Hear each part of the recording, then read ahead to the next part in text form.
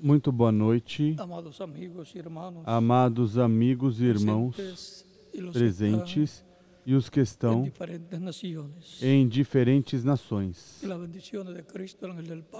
Que as bênçãos de Cristo, anjo do pacto, sejam sobre todos vocês e sobre mim também. No nome do Senhor Jesus Cristo, amém. Para esta ocasião, vamos ler em São Lucas, capítulo 7, versículos 11 ao 17, e diz da seguinte maneira: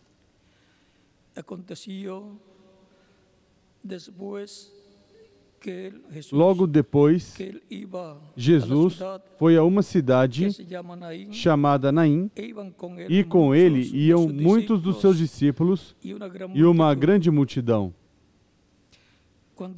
Quando chegou perto da porta da cidade, levavam um defunto, filho único de sua mãe, que era viúva, e com ela ia uma grande multidão da cidade. Vendo-a, o Senhor sentiu grande compaixão por ela e lhe disse: não chores.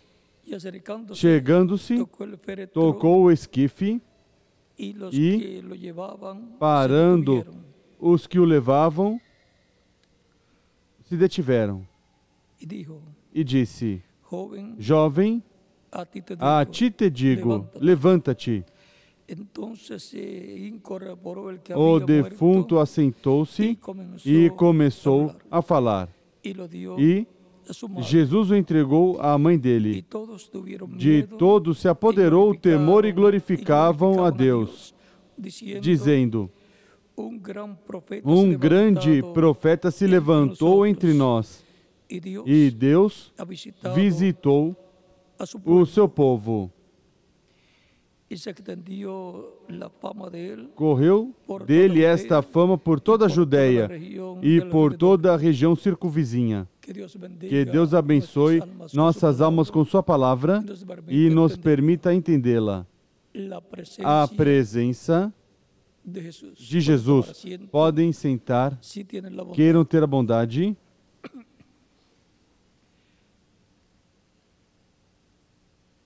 Hoje, primeiro sábado do mês, no qual se tem a reunião de ministros e colaboradores. Recordem que os dias na Bíblia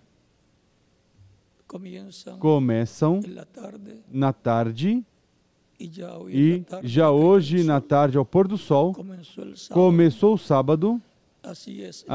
Assim é na Bíblia e assim é para o povo hebreu, para os judeus. Portanto, os sábados, conforme a Gênesis capítulo 1, começa na tarde, por isso diz: e foi a tarde e amanhã. O primeiro dia foi à tarde e amanhã, o segundo dia e assim por diante.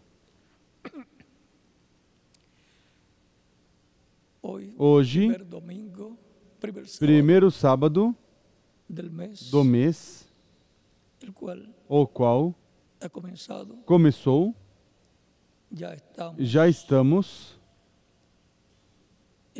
na noite do sábado. Para os hebreus, a noite é primeiro e depois o dia. Para os gentios, a noite a dividiram em duas partes. Uma parte pertence ao dia que está terminando e termina às 12 da noite, e a outra parte pertence ao dia que vai começar e começa às 12, meia-noite e 1 segundo. Às 12, meia-noite, termina a noite de um dia e começa a noite do outro dia. E agora,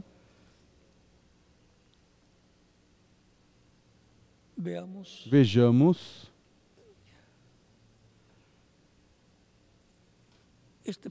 esta passagem da presença de Jesus lá na cidade de Naim,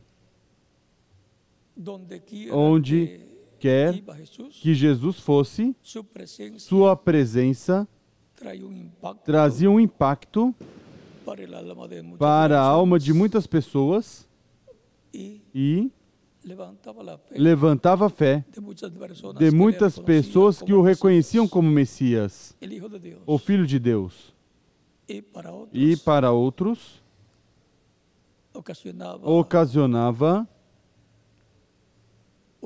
uma confusão, porque pensavam que era um espírito mau que estava em Jesus fazendo aqueles milagres. Porque as pessoas que se escandalizavam de Jesus não iam à Escritura para ver o que estava prometido, que o Messias faria em sua vinda. E ele estava fazendo as coisas que a Escritura dizia que o Messias faria. Por essa causa foi que, quando João Batista, depois de precursar a primeira vinda de Cristo, apresentá-lo ao povo, quando disse: eis o Cordeiro de Deus que tira o pecado do mundo, do qual João tinha dito que depois dele viria um maior que ele, do qual ele não era digno de desatar o cadarço do seu calçado, o qual batizaria com Espírito Santo e fogo. Mas que João disse dele, de si mesmo: eu batizo em água com batismo de arrependimento, mas aquele que vem depois de mim é maior do que eu, do qual não sou digno de desatar o cadarço do seu calçado. Ele os batizará com Espírito Santo e fogo. Isso está por aí por São Mateus capítulo 3. E em São João capítulo 1, versículos 28 ao 36, está quando ele disse: eis o Cordeiro de Deus que tira o pecado do mundo. João o apresentou bem, mas quando já está na prisão, manda a 2 de seus discípulos dizer a Jesus, a perguntar a Jesus: és tu quem havia de vir, ou esperaremos outro? Já o olho profético estava se apagando. Recordem que João disse: a ele convém crescer e a mim minguar. E foi minguando até o olho profético, mas João sabia quais eram as coisas que o Messias tinha que estar fazendo. Mas algumas vezes, talvez pensou: ele me tirará daqui da prisão, ou alguma outra coisa pensaria. E manda perguntar: és tu quem havia de vir, ou esperaremos outro? Jesus não disse: eu sou. Vão e digam a João que eu sou. João tinha que conhecer as Escrituras e as conhecia. E diz que vejam, ele ali está curando os doentes, curando os mancos, dando vista aos cegos, curando os surdos e ressuscitando mortos. Nesses dias e nesse dia. E os discípulos de João estiveram vendo isso. E agora diz aos discípulos de João: vão e digam a João que os mancos andam, os cegos veem, os surdos ouvem, e aos pobres é pregado o Evangelho. Vão e digam isso a João, o que está acontecendo. Porque João tinha que ir à Escritura e ver que coisas o Messias estaria fazendo quando ele aparecesse. E com essa notícia era confirmado a João que Jesus era quem havia de vir, era o Messias. E, consequentemente, João e seu ministério eram confirmados como precursor. João e sua mensagem precursora da primeira vinda de Cristo. Se Jesus não era quem havia de vir, João também não era o Elias que havia de vir naquele dia, nem era o precursor da vinda do Senhor. Mas João sim soube que era o Messias. Depois da notícia, foi confirmado que ele estava correto ao ter proclamado que Jesus era o Messias, quem havia de vir, o Cordeiro de Deus, que tiraria o pecado do mundo, quem os batizaria com o Espírito Santo e fogo. João reconheceu a presença de Jesus e, consequentemente, a presença de Deus em carne humana em Jesus, o qual dizia que não fazia nada de si mesmo, a não ser o que via o Pai fazer. Dizia também que o Pai era quem fazia as obras. Era Deus quem atuava, mas manifestado em um corpo de carne. E sempre as pessoas tropeçam com o véu de carne, no qual Deus está se manifestando e, consequentemente, visitando o seu povo.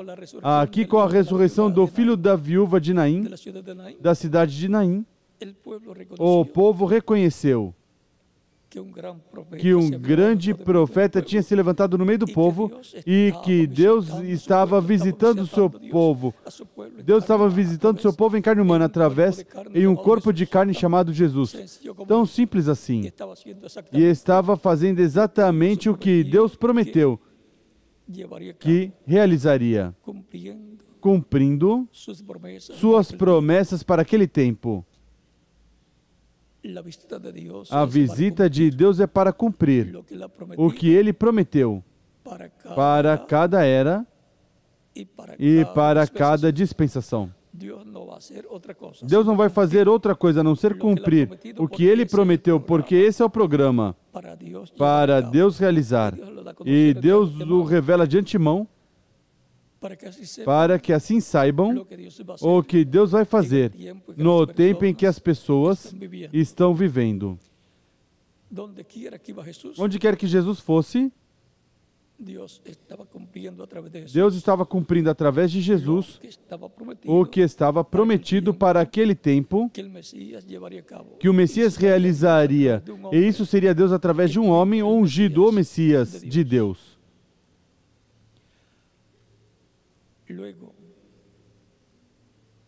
Depois, as pessoas desejaram ver Jesus realizando a obra de Deus. Saulo de Tarso se encontrou com uma luz, uma coluna de fogo, quando ia para Damasco para prender todos os que professavam o novo caminho, o caminho da fé em Cristo. E, enquanto ia em seu cavalo, viu uma luz mais forte que o sol. Caiu do cavalo e escuta desde essa luz, dessa coluna de fogo, a mesma coluna de fogo que apareceu a Moisés numa sarça, essa mesma coluna de fogo, o anjo do pacto, fala e diz Saulo, Saulo, por que me persegues? Dura coisa é recalcitares contra o aguilhão. E Saulo soube que era o mesmo Deus que tinha falado a Moisés. Naquela sarça tinha dito: eu sou o Deus de Abraão, de Isaac e de Jacó. Porque esse é o anjo do pacto, o qual é Cristo. E Saulo pergunta: quem é, Senhor? Porque Saulo estava perseguindo os cristãos.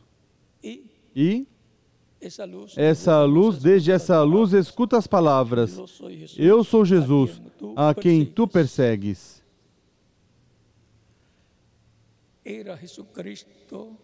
Era Jesus Cristo que tinha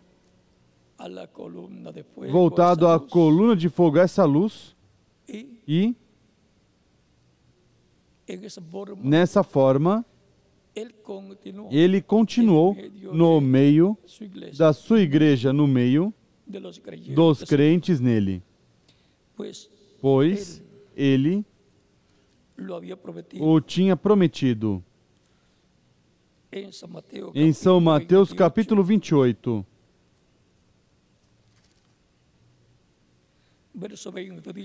versículo 20 diz: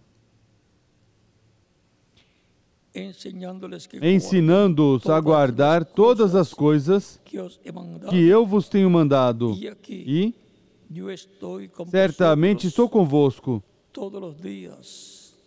todos os dias, até a consumação do século, até o fim do mundo. Até quando diz Jesus que ele estará com os crentes nele? Até o fim do mundo.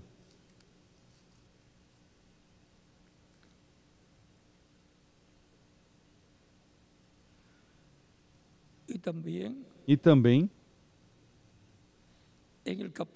no capítulo 18 de São Mateus, versículo 20, nos diz: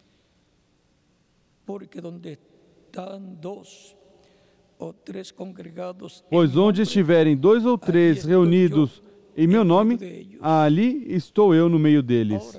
Agora vejam vocês que Jesus continuaria com os crentes nele, que são os que o recebem como Salvador, são batizados em água em seu nome, e Cristo os batiza com Espírito Santo e fogo, e produz neles um novo nascimento. Nascem no reino de Deus. Bem disse Cristo a Nicodemos em São João capítulo 3, versículo 1 ao 6, em verdade te digo, que quem não nascer da água e do Espírito não pode entrar no reino de Deus.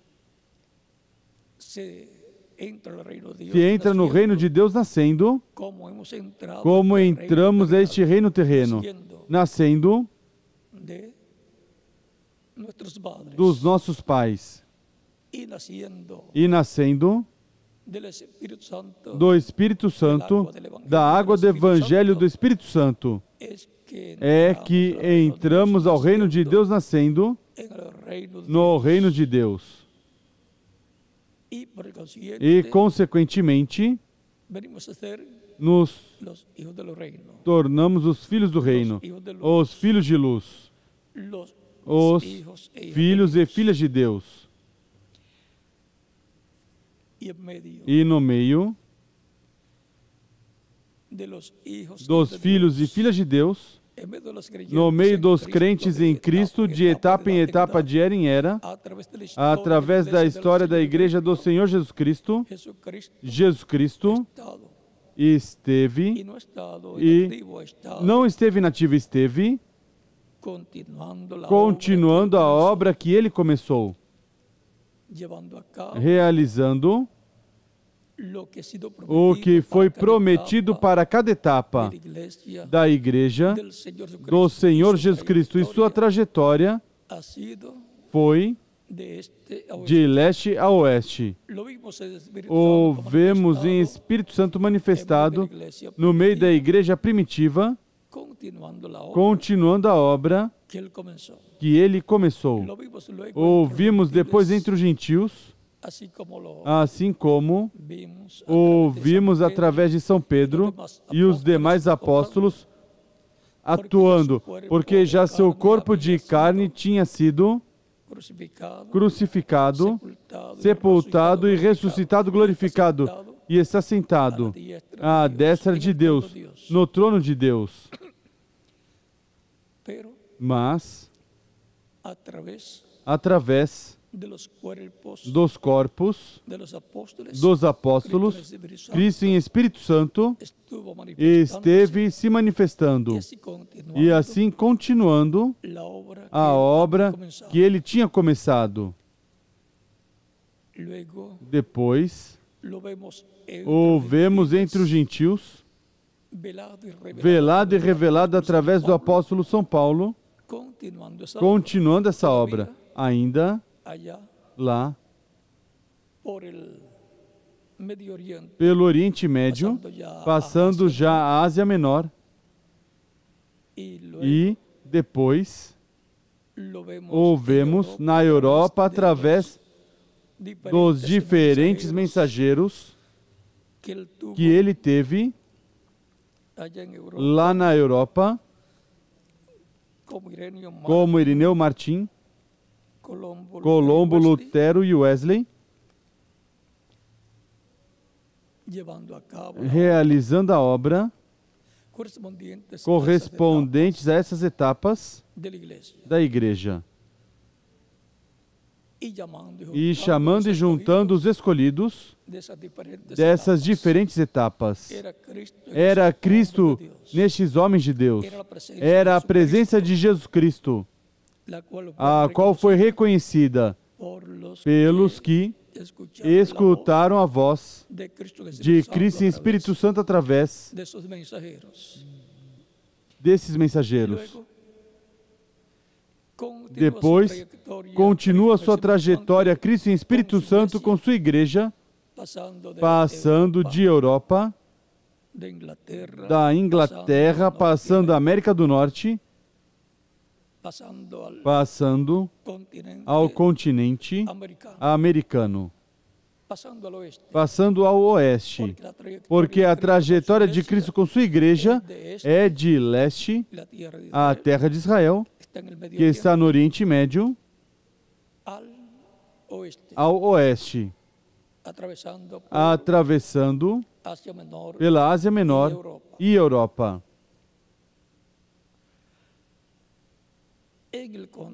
No continente americano,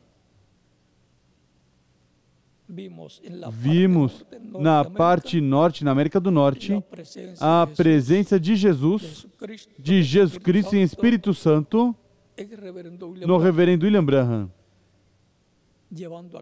realizando a obra correspondente a essa etapa da igreja.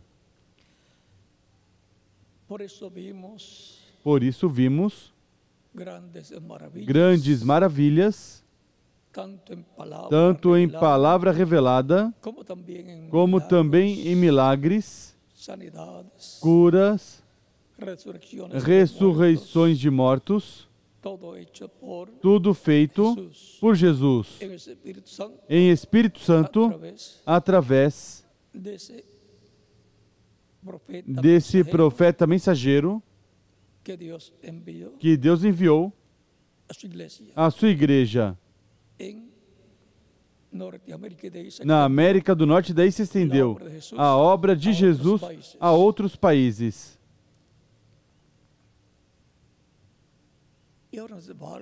E agora nos falta a etapa final.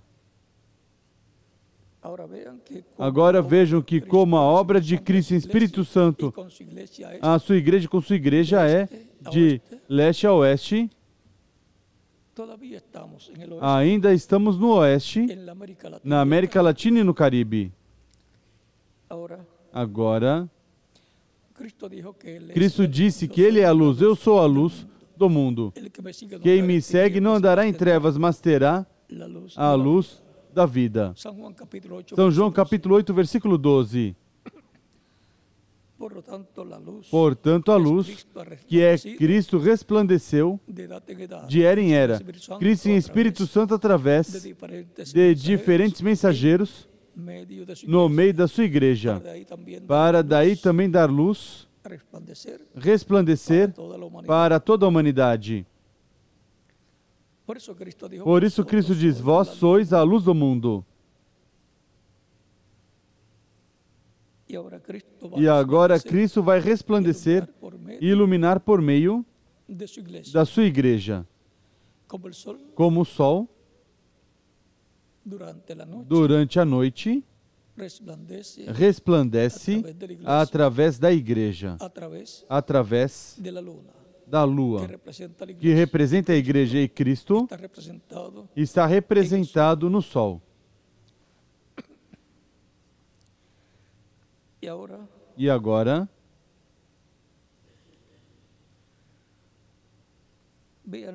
vejam o que diz o reverendo William Branham. No livro de citações, página 69, parágrafo 593, diz: virá uma luz, se levantará. Onde virá? Lá em Jerusalém? Não, Senhor. As luzes da tarde não se levantarão em Jerusalém. As luzes da tarde vão para onde? No oeste. Eles tiveram seu dia e o rejeitaram. Mas a luz da tarde se levantará no oeste. Por quê? Para brilhar sobre a palavra.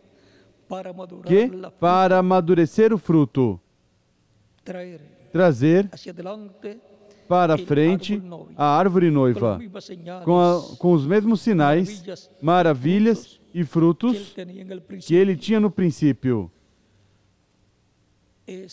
É no oeste, que corresponde ao continente americano, e que já uma parte se cumpriu na América do Norte e a outra corresponde à América Latina e o Caribe, onde a luz da tarde resplandecerá. Já resplandeceu na América do Norte e resplandecerá na América Latina e no Caribe. Grandes bênçãos Deus tem por meio de Cristo e Espírito Santo no meio da sua igreja, para os latino-americanos e caribenhos. Temos que ver quais são as promessas de Deus para a sua igreja para este tempo final. Porque isso é o que Deus vai estar cumprindo, realizando, para o qual temos que reconhecer, conhecer a Escritura, conhecer a palavra de Deus, conhecer o que Deus prometeu para este tempo final, porque isso é o que Deus vai estar realizando.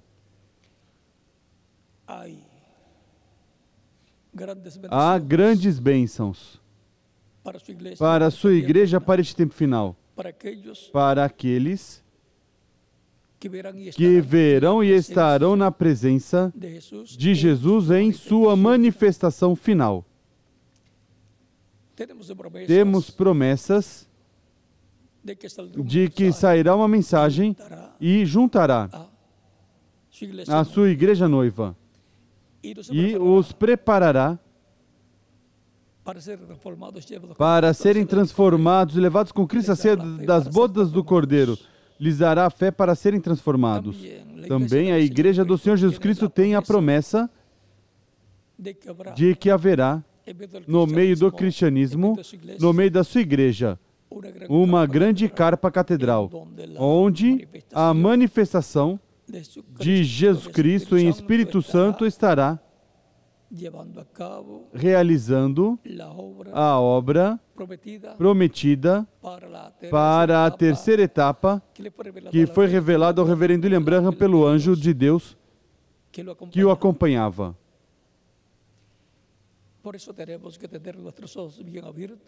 Por isso temos que ter nossos olhos bem abertos para não perder a bênção de estar na presença de Jesus.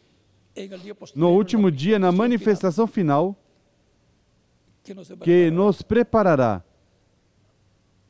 para ter a fé para ser transformados, levados com Cristo à ceia das bodas do Cordeiro, onde estará a luz, a grande luz que virá no oeste. Portanto, aí será que os judeus também verão a bênção de Deus vindo à igreja do Senhor Jesus Cristo, ao cristianismo, e dirão, isto é o que nós estamos esperando. Mas primeiro, a igreja do Senhor Jesus Cristo tem a promessa da manifestação dessa grande luz, que é Jesus, a luz do mundo, resplandecendo no meio da sua igreja em Espírito Santo e cumprindo o que está prometido para a igreja do Senhor Jesus Cristo para os dias finais, para prepará-la, para dar assim a fé para serem transformados, levados com Cristo à ceia das bodas do Cordeiro. Estejamos preparados com o conhecimento da palavra de Deus e suas promessas para este tempo final, para que não nos passe despercebido a presença de Jesus em Espírito Santo na coluna de fogo, neste tempo final. Já sabemos que é essa manifestação prometida para o continente americano. E já parte se cumpriu na América do Norte, a outra parte corresponde à América Latina e o Caribe. Tão simples assim. Portanto, estejamos preparados, estudando a Bíblia, vendo o que Deus prometeu para os últimos dias e, sobretudo, para o último dia, vendo que temos a promessa da vinda do Senhor para o último dia, com os mortos que virão em espírito, com Cristo em sua vinda, para receber a ressurreição em corpos imortais, perfeitos, eternos, glorificados. Será o corpo que Deus pensou e desenhou para os crentes nele, o qual pensou desde antes da fundação do mundo. Não será o mesmo corpo físico que temos, porque se fosse o mesmo corpo físico, morreria de novo o nosso corpo. É um corpo eterno e glorificado, mudado em átomos imortais. Portanto, estejamos preparados para estar na presença de Jesus neste tempo final, no meio da sua igreja.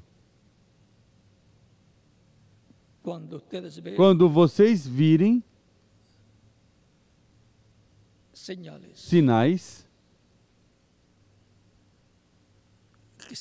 que serão o começo do cumprimento de certas promessas, recordem, é que Jesus está se manifestando no meio da sua igreja no último dia, para e no cumprimento do que Ele prometeu para a sua igreja para este tempo final. Estejamos preparados.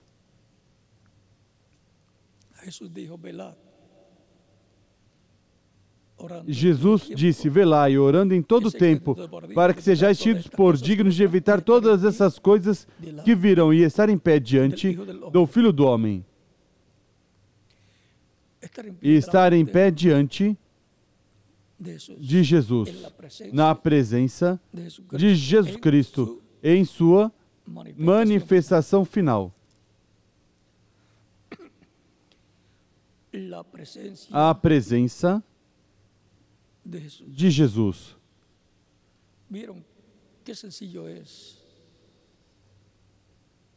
Viram que simples é identificar a presença de Jesus no meio da sua igreja neste planeta Terra, de era em era? Podemos já identificar a presença de Jesus através da história no meio da sua igreja, mas nos corresponde agora enfrentarmos nós a presença de Jesus no último dia no meio da sua igreja para receber as bênçãos que Ele tem para nós neste tempo final. Porque não basta com reconhecê-lo em sua manifestação em outros tempos, mas na que nos corresponde a nós, neste tempo final. A presença de Jesus. Recordem que Ele disse, eu estarei convosco todos os dias até o fim do mundo. E agora nos corresponde vê-lo.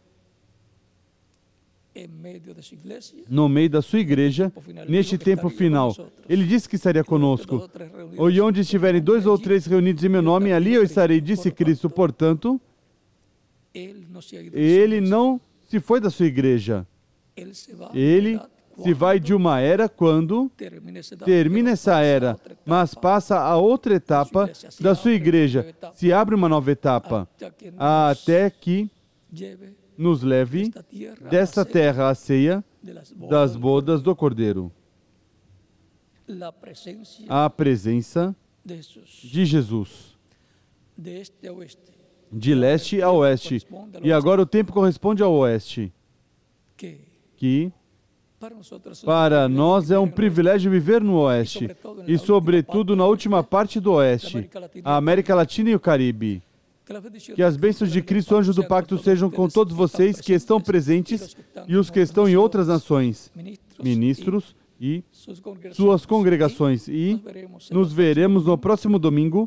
Primeiro Deus, orem muito pelo culto do próximo domingo e também tragam familiares para que a misericórdia de Deus os alcance antes de que se feche a porta, da qual Cristo fala em São Lucas capítulo 13, versículos 25 ao 27, porque algum dia se fechará essa porta de misericórdia e já não haverá oportunidade de salvação. Amamos os nossos familiares e queremos a salvação e vida eterna para nossos familiares também. Portanto, orem muito pelos seus familiares e também que escutem a palavra, o Evangelho de Cristo, para que obtenham a salvação e vida eterna. Continuem passando uma noite feliz, cheias das bênçãos de Cristo, nosso Salvador, o anjo do pacto. E, como lhes disse, até o próximo domingo, primeiro Deus. Deixo com vocês novamente o reverendo José Benjamin Pérez para continuar e finalizar nesta ocasião.